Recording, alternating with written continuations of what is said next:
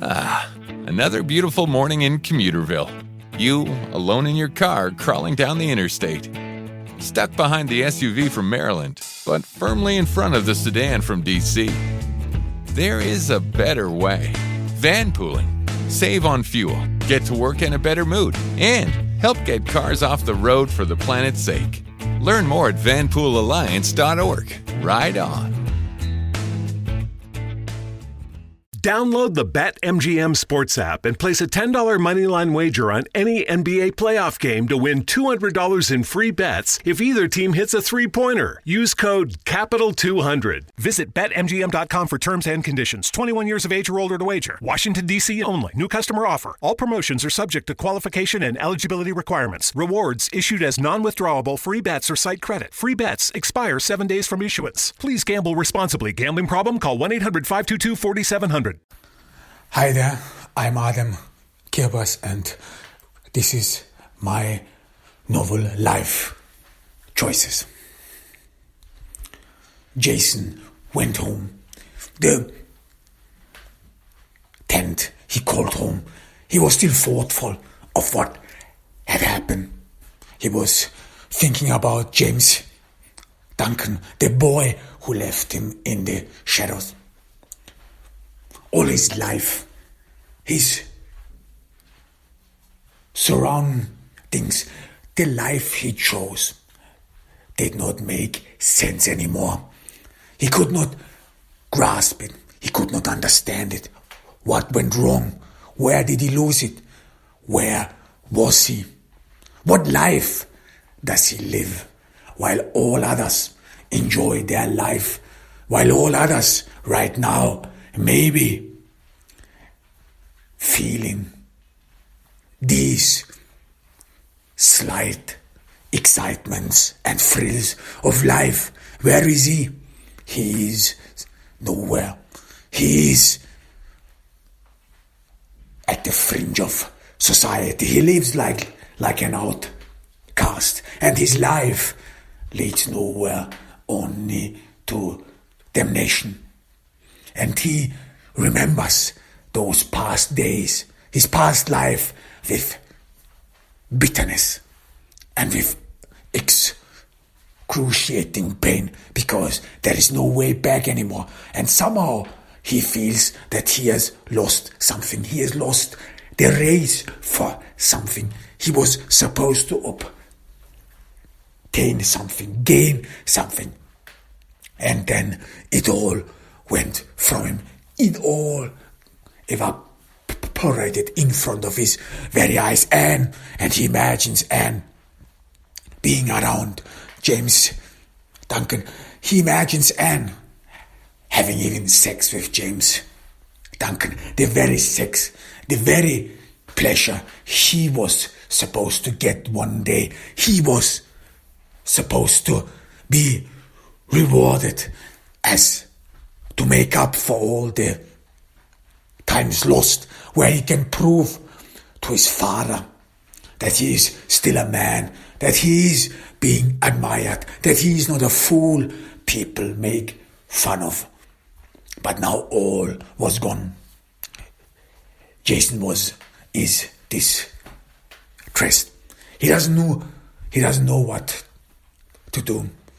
And in his dreams he's plagued with nightmares. The next day he gets up.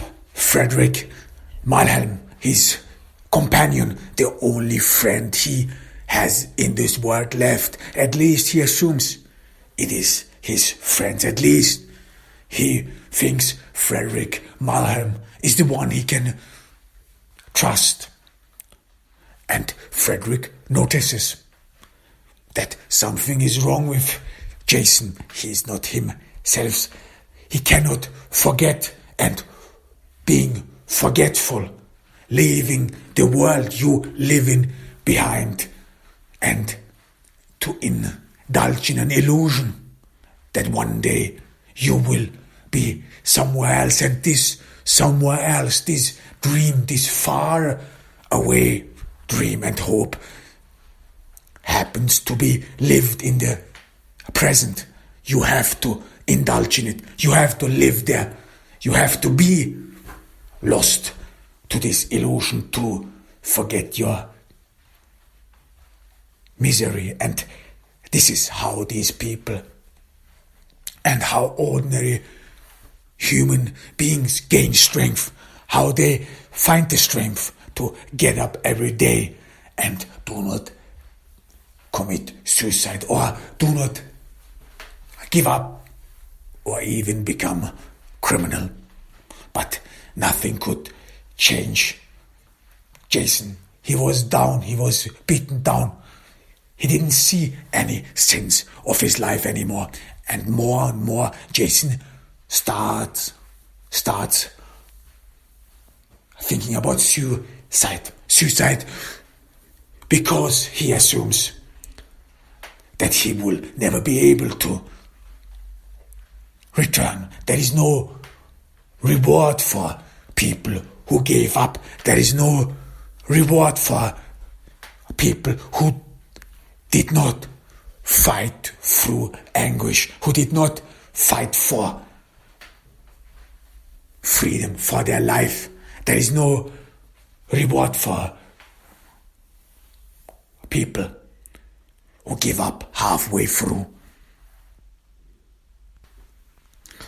Frederick looks at Jason, and without Jason's joyous manner, life somehow gets more bleak, as if something was robbed of their ideal union, as if they would have lost their confidence. Everything will good, everything will turn out eventually, don't you worry. So Frederick asks Jason, what is wrong? And this question actually means, why can't you dream anymore? Why can't you live in an illusionary world anymore? Why can't you forget here and now and imagine the glorious future that is ahead? Jason does not respond. He has tears in his eyes for the first time, and those occasions where reality breaks through and for fleeting moments opens your eyes and you have to face it, where you live, how your life turned out, how you have become who you are, and why there is no way return. That's when he has to face it, and everything becomes bleak and you cannot cheer yourself up anymore. You cannot smile to it anymore. You cannot forget it anymore. It is too painful. And tears pour down Jason's cheeks. He looks at Frederick and shrugs. This non-verbal communication means a lot in this sphere, in this fringe society. A shrug, something happened. The uselessness of life, the meaningless of it all. You are hit by reality. This is what a shrug means. This is what it means when you have to face all its uselessness. And then Jason starts talking that he met a girl and she was his way out. He does not have to say it. He doesn't have to express it, but it is understood. She was supposed to be the one with whom he would be good with the universe again, with whom he could understand why he had to live all these years here, why he had to abstain from joyous moments of his life, why he ended here. She would have been the solution of it all, but then she's gone.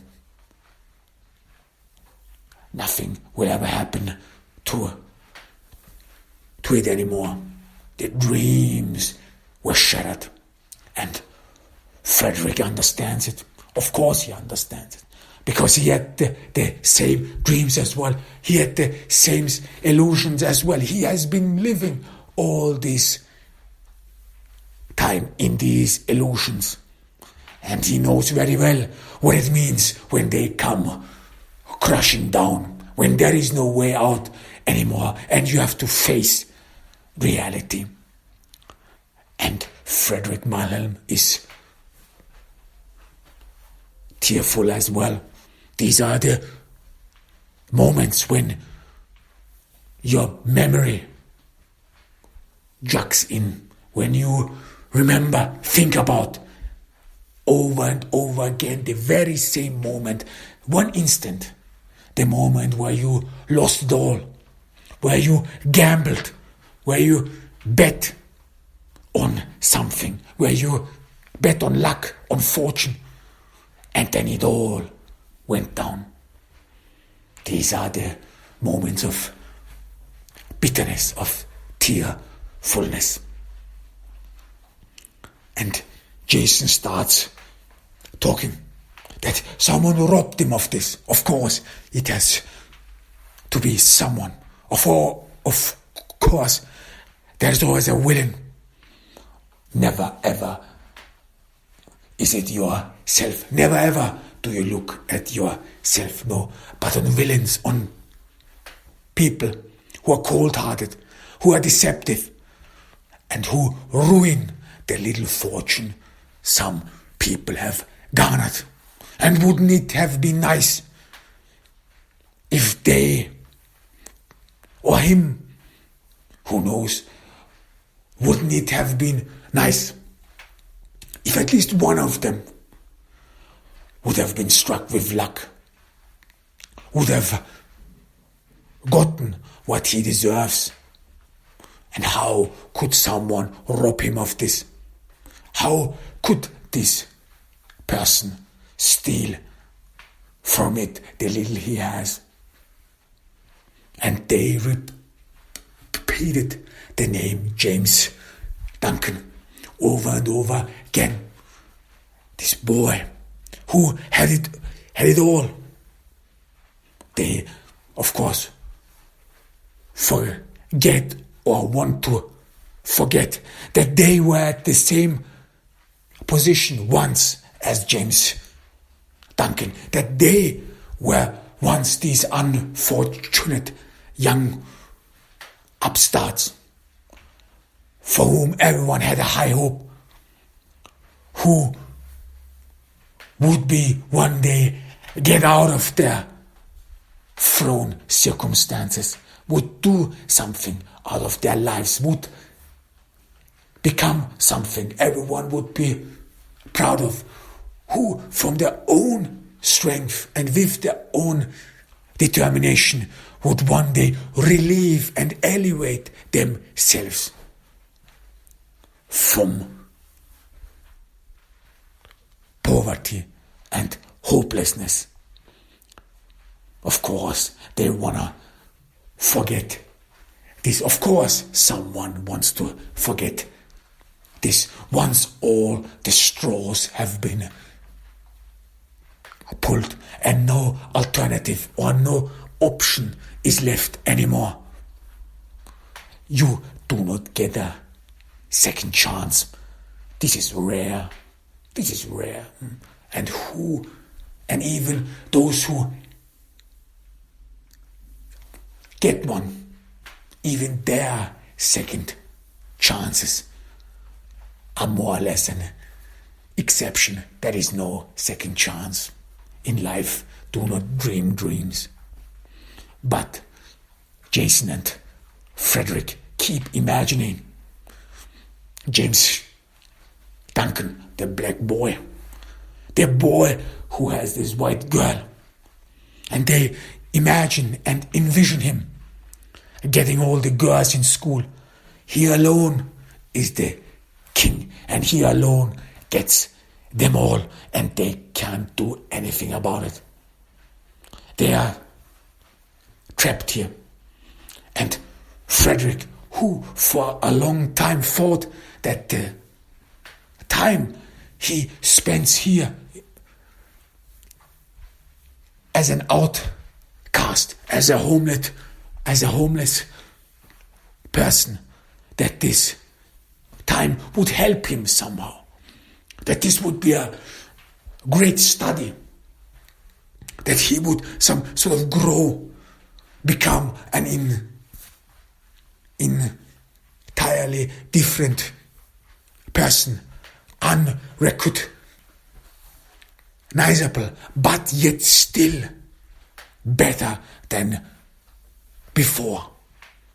He grew up, he became a man. This is how Frederick imagined how people would receive him when he returns, when he comes back. And now all seems stupid, dumb. No one expects him. No one wants him to come back. There is nothing you can learn from homelessness. Nothing but despair, the depths of despair, and the dream world you have to construe in order to appease your soul and your mind. That's the only thing you are. You become good at, a dreamer. And they understood one thing, that this James Duncan is a thief, is a robber. What does he know about life? And they came with all kinds of stupid explanations that black folks, they already have it easy. What's their wrong? Why do they deserve more than we? And isn't life harder for ordinary white boys because society expects from them a lot? They assume as a white boy, everyone wants you to surpass all others. Everyone has high expectations on you. Everyone wants you to lead society. Everyone wants you to be ahead of your game. No one talks about these pressures. No one talks about that.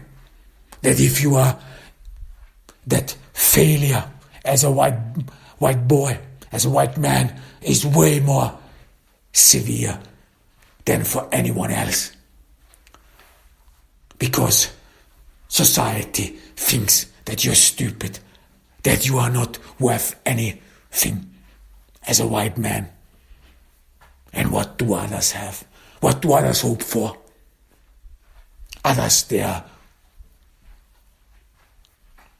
doing fine, because for Frederick Malhelm, the worst thing that can happen to one, the worst thing and the most severe punishment is expectation.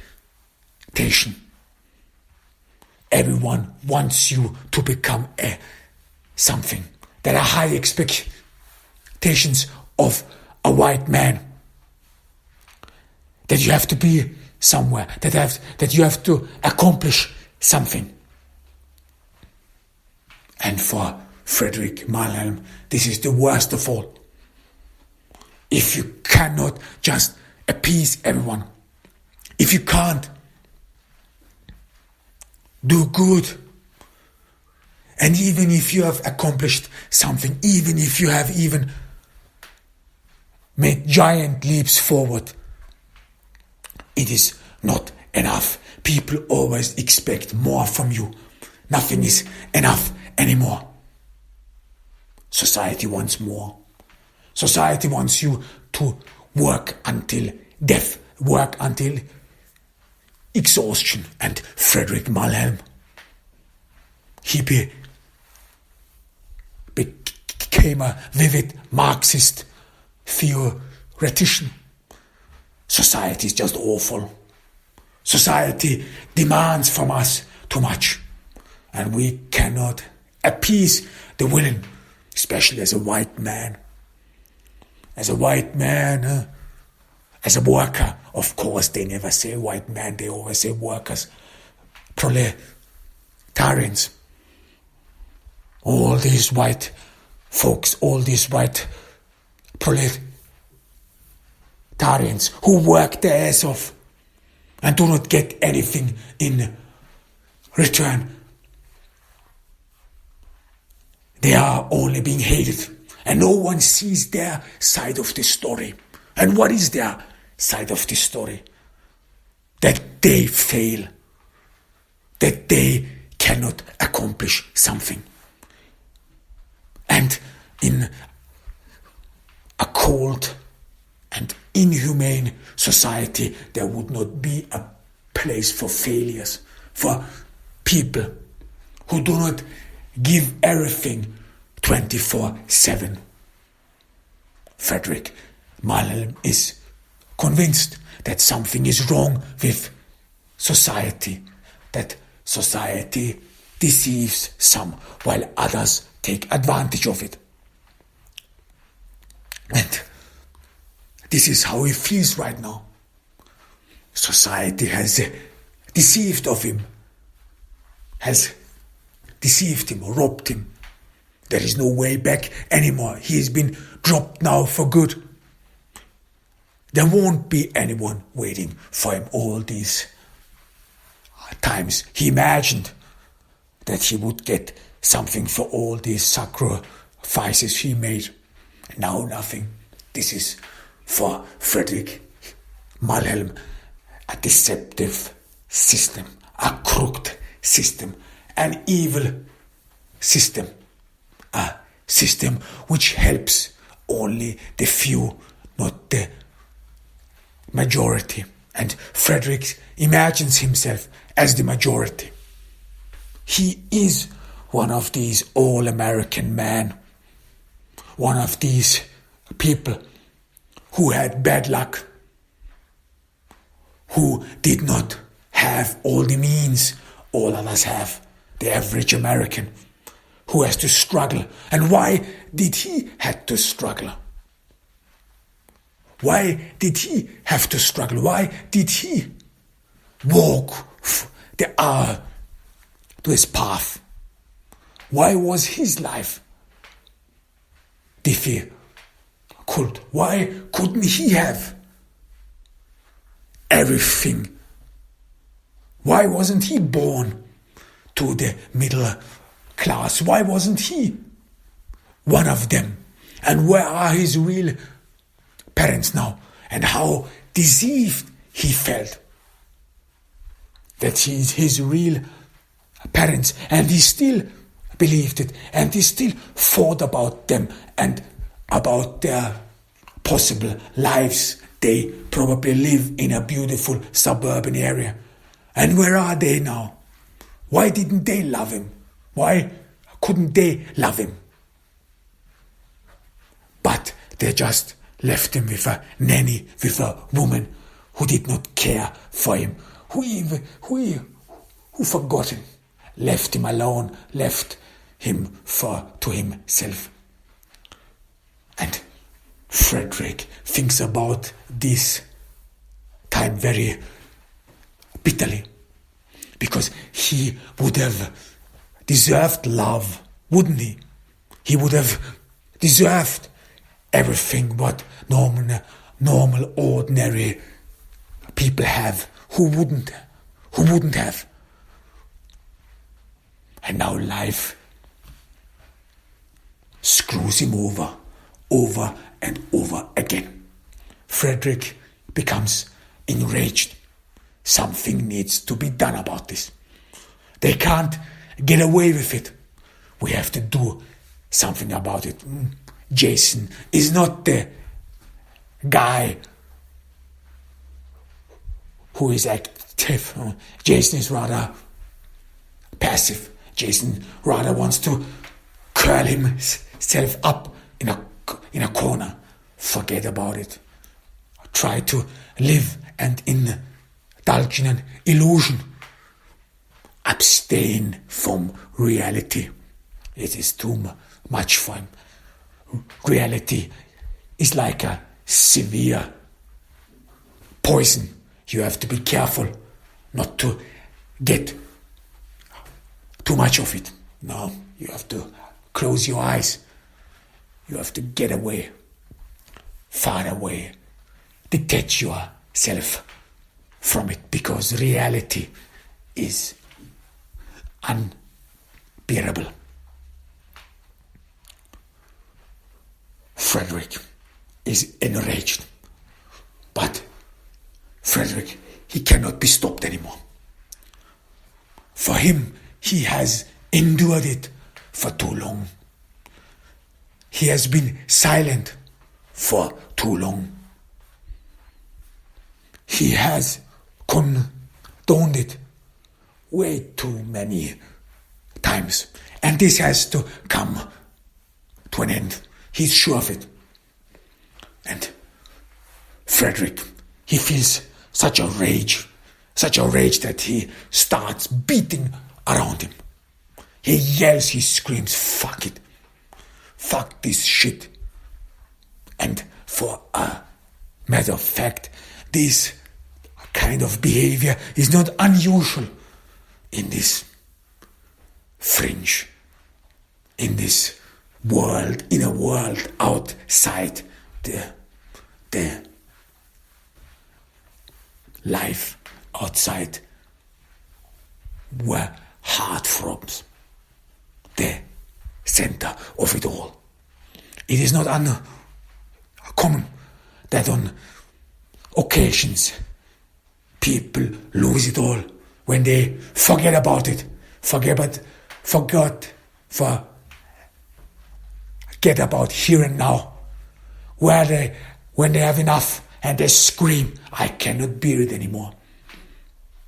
This is not uncommon. And those who see Frederick, those who watch Frederick while he loses his temper, while he screams and throws things around, they are well aware what this means. That someone has this moment, has his moment again. And there are so many. And the only thing you can do is to forget. But Frederick doesn't want to forget anymore. He wants to stop this. He wants to take back what he deserves. And all this time, while he was living on the streets and had to beg for his food, had to beg other people, he never thought about becoming criminal. He never thought about deceiving other people. Why does he has to ask and beg for food? Why don't just go ahead and take it? Doesn't he deserve something from society? Isn't this society the very same society that deceives him, that robs him of any joy, of any love? Isn't this the society which has no love for him, which treats him like an outcast and abandons him, leaves him to the outskirt, so that he has to live at the fringe of society? Isn't this the time he gets something back? He takes something that belongs to him. Frederick is sure he will not beg for money anymore. Not anymore, no. He will not do this anymore. He will not humiliate himself anymore. He will not beg for something that it is his by birth. This is how Frederick sees it. Society owes him something. So he storms away. He doesn't know where to go. He doesn't know what to do, but he storms away. He wants to get something. He wants to destroy something. He wants to inflict pain, the very same pain he feels in his heart. This society, these people, while I am in agony, they have it all. They feel joy. They feel elated. They are thrilled and excited, while I go down the dogs. This must not be. This cannot be. And this has to stop now. And Frederick is determined to rob something, to steal something. He doesn't care anymore. He has never thought about stealing. Somehow his manners, his mind, his psychology prevented him from doing so, because he never wanted to draw attention. He never wanted to be the center of all attention. He always wanted to avoid society, avoid to be seen as who he is, because he did not like who he is, how he really supposed is, how he is appears to others. And he well remembers how people react to him, how they look at him in this gust. And he could not bear it anymore. And that's why he always tried to avoid being seen, detected. But this stops now. This must not go on anymore. Now this will all come to an end.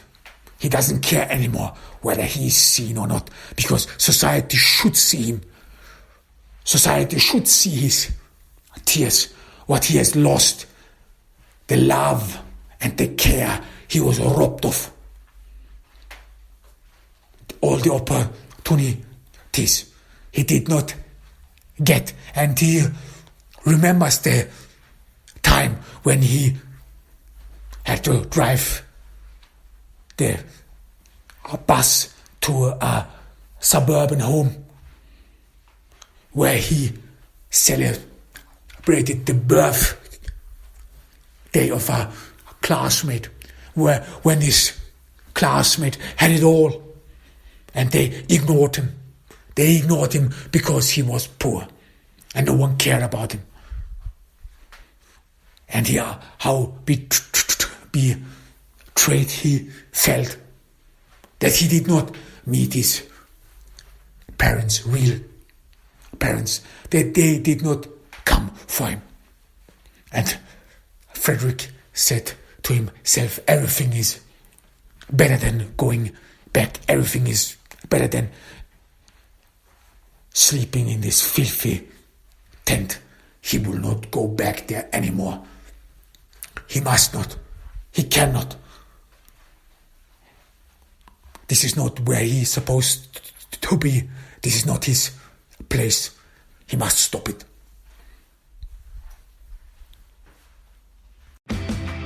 Hurry into Mattress Firm's best Memorial Day sale ever. Get a king bed for the price of a queen or a queen for a twin and save up to $500 on Sealy. Plus, get a free adjustable base with qualifying Sealy purchases up to a $499 value. Or shop Tempur-Pedic, the most highly recommended bed in America, and save up to $500 on adjustable mattress sets in stock for immediate delivery. And get a $300 instant gift. Talk to a sleep expert today, only at Mattress Firm. Restrictions apply. See store or mattressfirm.com for details.